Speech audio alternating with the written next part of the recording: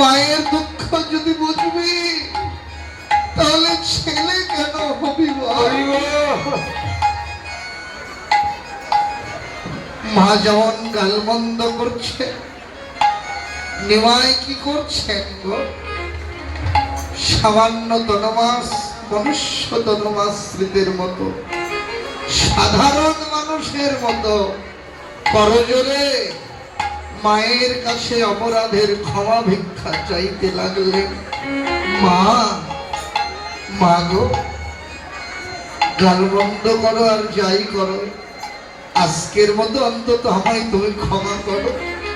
খেয়াল বশত আজকে বড় ভুল করেছি গো, তোমাকে কথা দিয়েও কথা রাখতে পারি এমনটি আর আমার কখনো হবে না। আজকের মতো অন্তত আমায় ক্ষমা করো। আর তুমি যদি আমায় ক্ষমা না করো, এই ব্রহ্মাণ্ডে আমার কি ক্ষমা চাওয়ার মতো আর কোন আশ্রয় রয়েছে? ভগবানের কি মধুর লীলা, যিনি অনন্ত কোটি জগৎ জীবের সকলের আশ্রয়, যিনি নিরাশ্রয়ের আশ্রয়,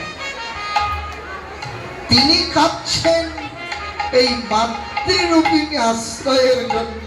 মা, তুমি যদি ক্ষমা না করো, এই জগতে আমার তোর ক্ষমা চাওয়ার মতো কোন আশ্রয় নাই।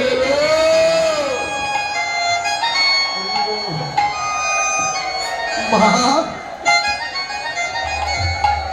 নিমাইকে শাসন করবেন কি গো?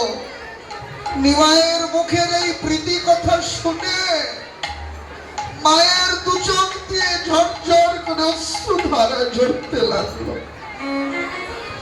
এটাই নিত্য সত্য কথা। একজন সন্তান তার বাবা মাকে কাঁদায় দুই ভাবে। এক, সন্তান যদি স্বেচ্ছাচারী হয়, সন্তান যদি অবাধ্য হয়, সন্তান যদি বাবা মায়ের আদেশ উপদেশ পালন না করে, ওই সন্তানের বাবা মা কাঁদে। কিন্তু এই সন্তানের বাবা মায়ের চোখের জল দেহটা সীতার আগুনে পুড়ে যতদিন ভস্ম না হয়, ততদিন কিছুতে এই চোখের জল কমে না।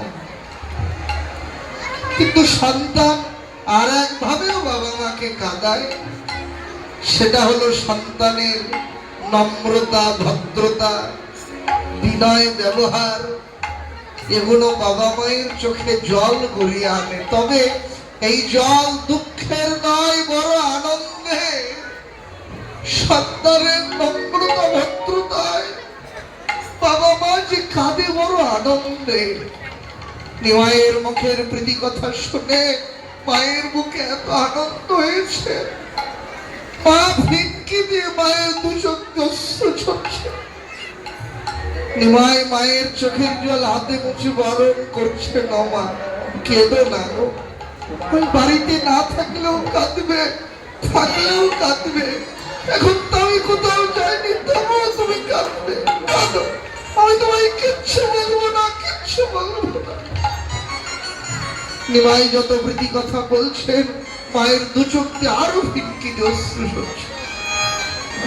যখন আর হাতে মুছে বারণ মানাতে পারলেন না, আর কোন উপান্তর না দেখে মায়ের বুকে মুখ লুকিয়ে দিয়ে মা যেমন কাঁদছে, নিমাই হু হু করে কাঁদতে আরম্ভ করলেন। মায়ের অঙ্গে যেমন নিমাইয়ের চোখের তপ্ত অশ্রু পড়েছে, সচিমা বুঝতে পারলেন নিমাইও কাঁদছে। চমকে উঠলেন মা, মণিমাই, তোর কি হলো? তুই আবার কাঁদিস কেন রে? অদূরে দাঁড়িয়েছিলেন ভজন দ্রষ্টা বৈষ্ণব কবি কেশব দাস মহন্ত। ভাবচক্র দেহে মায়ের কথা শুনে মনে মনে বললেন, জোরে করে না, মা, মাগো,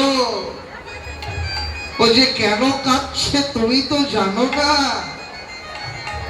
তুমি তো বাৎসল্য প্রেমে অন্ধ হয়ে আছো, তুমি তো জানো না তোমার নিমাই যে ভগবান, এটাই ওর চিরকালের স্বভাব গো। ও গীতাই নিজের মুখে বলেছেন যে যথা মাং প্রপদ্যন্তে তাং তথৈব ভজন্তে।